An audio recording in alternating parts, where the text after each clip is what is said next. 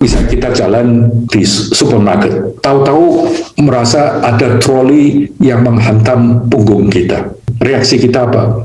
Nggak senang, marah. Kita langsung berasumsikan, ini ada orang yang menghantam ini, yang ternyata nggak benar. Tapi jelas kita merasa dirugikan. Ini nanti di Borobudur ini temanya seperti ini dikupas. Nah, saya teruskan dulu. Nanti Bapak kedua ini yang sangat-sangat menarik.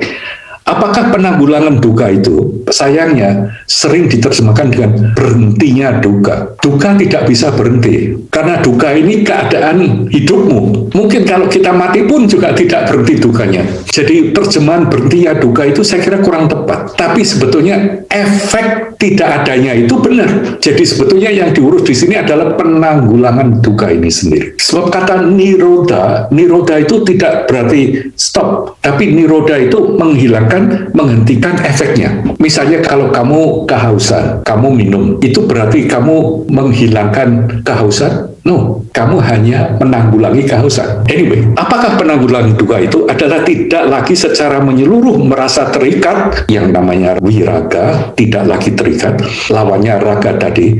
Raga ini sering diterjemahkan juga dengan kemelekatan. Menurut saya kemelekatan itu hanya alat penangkap lalat, di mana lalat kena di situ melekat di sana itu loh, seperti itu. Tapi sebetulnya bukan itu yang dimaksud di sini. Ini yang dimaksud Buddha di sini, ini keterikatan kita dengan makan es krim kesukaanmu itu sangat boleh, tapi keterikatan ke es krim itu loh jangan sampai ada. Jadi jangan takut kamu nikmati es krim yang kamu senangi, kamu nanti saya melekat, itu bodoh. Kalau kamu lagi merasa yang enak, nikmati saja, cuman kamu bilang ini kalau sudah habis loh, tapi kita kan nggak kan beli lagi. Jadi di sini ini yang dipersoalkan oleh Buddha, keterikatanmu, bukan kesenanganmu, tapi keterikatan pada hal ini. Dan ditanggulanginya, niroda, rasa ketidakberkecukupan ini. Artinya apa? Kamu mau menanggulangi duka, kamu harus bisa mulai belajar, mengerti, melihat bahwa sebetulnya hidup yang kita miliki sekarang ini,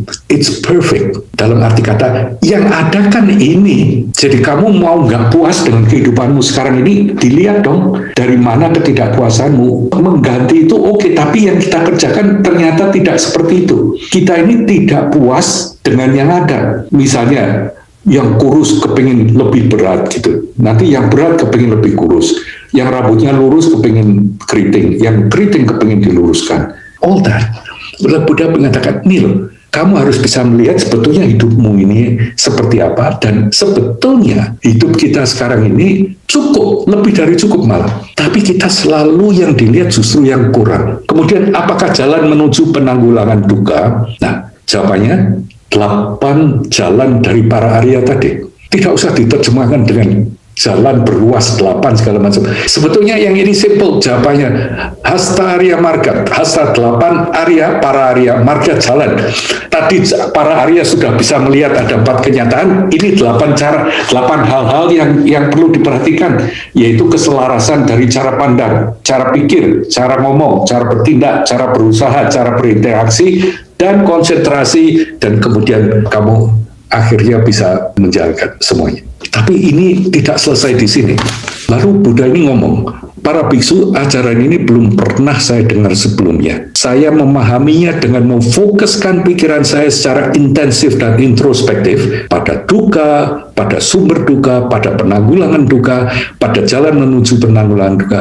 Dengan cara ini, pengetahuan saya, pandangan, pemahaman, intelek, ketajaman pikiran, wawasan, pengertian, dan kejelasan. Nah, Buddha lalu ngomong, ini setelah 4 ini saya perhatikan benar-benar, saya baru ternyata seperti ini. Jadi Buddha ini mengajar ke kita apa yang beliau alami. Ini bukan membuat aturan atau membuat apa, tapi beliau ini menerangkan what's going on with you, what's going on with us. Nah, lalu para biksu, berdasarkan ajaran yang belum saya dengar sebelumnya ini, duka itu harus diketahui sepenuhnya. Sumber duka harus ditinggalkan, penanggulangan duka harus dialami sepenuhnya, jalan menghantarkan pada penanggulangan duka harus ditumbuh kembangkan. Oke, ini begini. Duka harus diketahui sepenuhnya. Ini artinya apa? Tadi saya katakan kan, duka sendiri itu artinya mengenai hidup ini. Jadi semakin kita ini bisa merangkul hidup, bahwa kita tadi sudah diperingatkan, kita akan sakit, kita akan tua, kita akan ketemu dengan hal yang tidak kita senangkan. Ini asal kita bisa rangkul, kita ini dengan teknik-teknik tertentu akan bisa menanggulangi kegundahan yang keluar dari kondisi semacam itu tanpa menolak keadaan kita seperti ini. Jadi yang paling penting dalam bentuk instruksi malah set kedua ini loh, duka harus diketahui sepenuhnya, sumber duka harus ditinggalkan, penanggulangan duka harus dialami sepenuhnya. Ini contohnya begini, kalau kamu lagi marah, ya marahnya karena merasa kita dirugikan. Misal kita jalan di supermarket, tahu-tahu merasa ada troli yang menghantam punggung kita. Wah, kita langsung marah, langsung berbalik, ternyata yang ada adalah troli yang gelinding sendiri. Jadi pertamanya, waktu kita dihantam oleh troli ini, reaksi kita apa? Nggak senang, marah. Kita langsung berasumsikan, ini ada orang yang menghantam ini, yang ternyata nggak benar. Tapi jelas kita merasa dirugikan. Ini nanti di Borobudur ini temanya seperti ini dikupas. Dihantam troli ternyata begitu merasa sesuatu hal yang tidak enak, kita bereaksi, kita marah. Gitu. Tapi setelah kita noleh ke belakang, ternyata tidak ada orangnya. Nah sekarang saya tanya, kira-kira pada waktu kamu dihantam troli ini, dalam hatimu kamu merasa tidak nyaman atau tidak? Pasti ada tidak nyamanan kan? Karena kamu jengkel, kamu marah sekali. Tapi pada waktu kamu lihat ke belakang dan tidak ada orang yang menolong kamu, di mana marah itu sudah bisa hilang, bisa kamu rasakan atau tidak? You can. Because tidak ada marah lagi kan. Makanya ini dikatakan, sebetulnya setelah kamu menanggulangi duka, itu bisa kamu alami sepenuhnya. Kemudian jalan yang menghantarkan pada penanggulangan duka itu harus ditumbuh kembangkan.